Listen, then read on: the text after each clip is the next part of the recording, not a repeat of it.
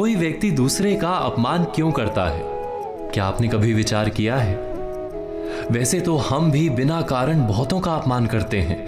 हमारा अपना अपमान भी बहुत बार होता है। संसार का सारा व्यवहार एक दूसरे का अपमान करने पर टिका है। जैसे पति अपनी पत्नी का अपमान करता है, पिता अपनी संतानों का अपमान करता है, नौकरी देने वाला अपने नौकर का अपमान करता है, अर्थात जो भी बलवान है वो निर्बल का अपमान करता है। यदि हम शक्तिमान हैं तो अपमान के बदले में लड़ाई करते हैं, और यदि लड़ने की शक्ति नहीं होती तो हम अपमान सह लेते हैं, स्वयं को निर्बल और असहाय मान लेते हैं। हमें छोटे होने का एहसास होता है।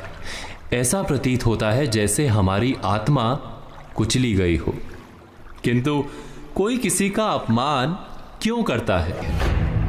जब अपमान होता है तो मनुष्य को अपनी निर्बलता का एहसास होता है, और निर्बलता का बोध मनुष्य को कुचल देता है। वो अधिक से अधिक निर्बल बन जाता है, अत्याचार सहने की आदत सी पड़ जाती है, आत्मविश्वास का नाश हो जाता है। और जब आत्मविश्वास नहीं होता तो मनुष्य शराब और जुए जैसे व्यसनों में सुख ढूंढता है, मन से रोगी बन जाता है। आखिर किसी भी मनुष्य की ऐसी दुर्गति कोई क्यों करता है?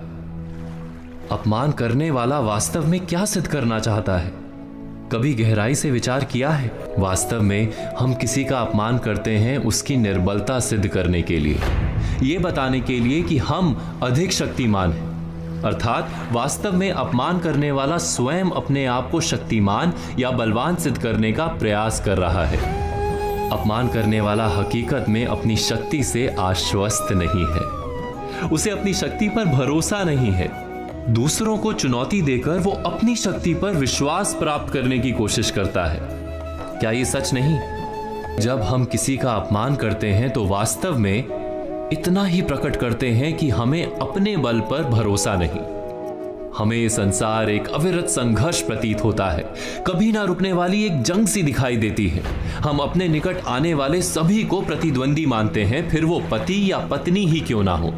हमें निरंतर लगता है कि हमें अपनी शक्ति सिद्ध करनी होगी, अन्यथा हमारा शोषण होगा, हम किसी के गुलाम बन जाएंगे।